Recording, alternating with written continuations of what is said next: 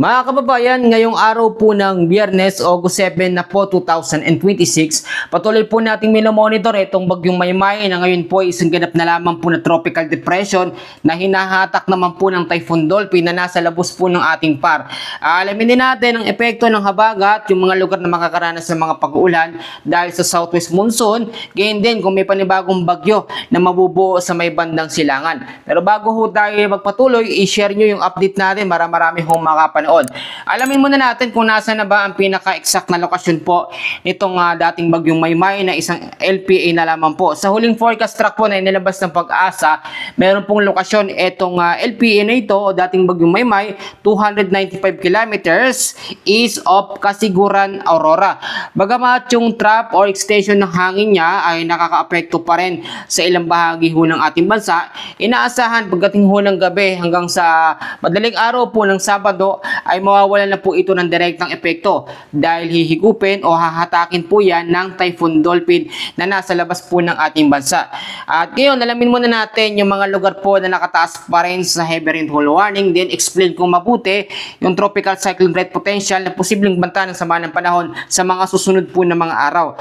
Sa inilabas po na panibagong update ho ng Pag-asa, makakaranas pa rin po tayo ng mga pag-uulan dahil po sa dating bagyong Maymay na isang LPA na lamang, kasi kahit isang LPA po yan, yung pinakaulap niya, meron pa rin po mga ulan na binibigay sa direktang lugar po na apektado. So meron po tayo, no, lalo na po ngayong hapon ng Biyernes, na 50 to 100 mm na dami pa rin ng pag-uulan dito po sa may bandang Ilocos Sur, La Union, Pangasinan at sa partiho ng Benguet. Yun lamang yung mga lugar na makakaranas sa pag-uulan dahil po sa low pressure area o dating bagyong Maymay. Ngayon naman isunod natin yung mga lugar dito, no, sa kalurang bahagi po ng Visayas at Luzon na patuloy na apektuhan ng habagat. Meron ho tayong inaasahan po na 100 to 200 mm sa dami ho ng pag-uulan sa Occidental Mindoro at merong 50 to 100 mm sa dami ng pag-ulan ngayong hapon po ng Biyernes sa Zambales, sa Bataan, Tarlac, ilang bahagi ho ng Pampanga, Bulacan at Metro Manila.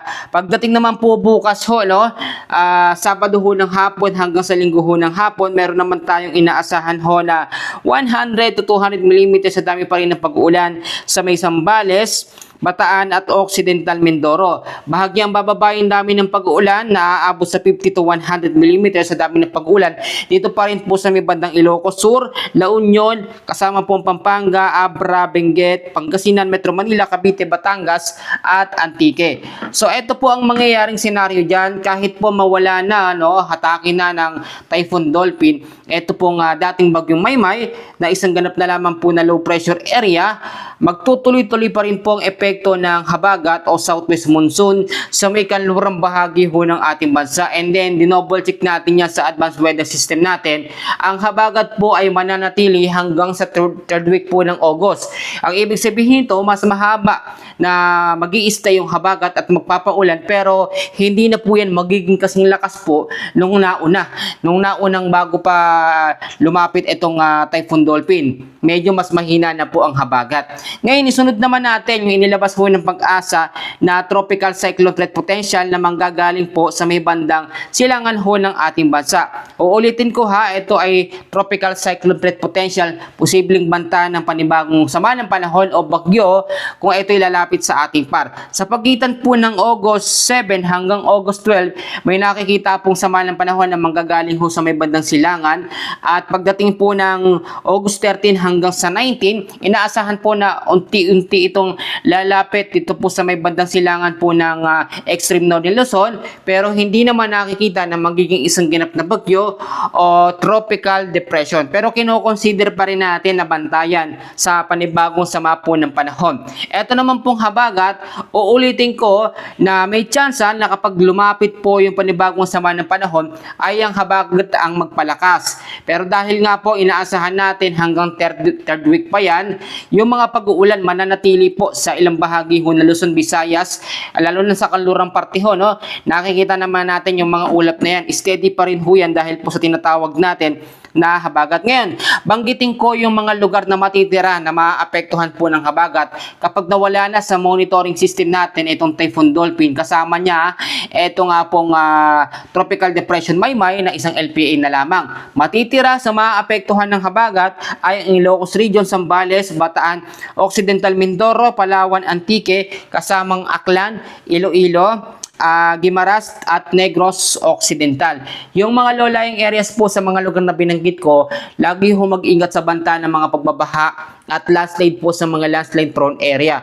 Hindi ho biro ang habagat dahil yan ay maraming ulan na ibinibigay. Tulad na aking sinasabi, ang mga mahihinang bagyo, hindi yan tumatagal ng halos 2 linggo. Pero itong habagat, mag-i-stay po hanggang sa 3rd week ng August. Kailan ba o papaano ba ito hihina? Ang habagat po ay hihina naman ng hihina habang tumatagal hanggat wala pong panibagong bagyong pumapasok sa ating par. Pero kapag ito ay nasa weekend season o nasa paghina siya, no? O tinatawag natin pampunta na siya sa monsoon break, tapos merong bagyo na pumasok sa par o nabuo, lalakas ulit ang habagat at pagkakaroon tayo ng tinatawag na rapid intensification. Muli, yan muna ang latest update natin sa lagay ng ating panahon. Mag-ingat po kayo ngayong araw po ng Biyernes kung saan po kayo pupunta. At God bless po sa inyong lahat.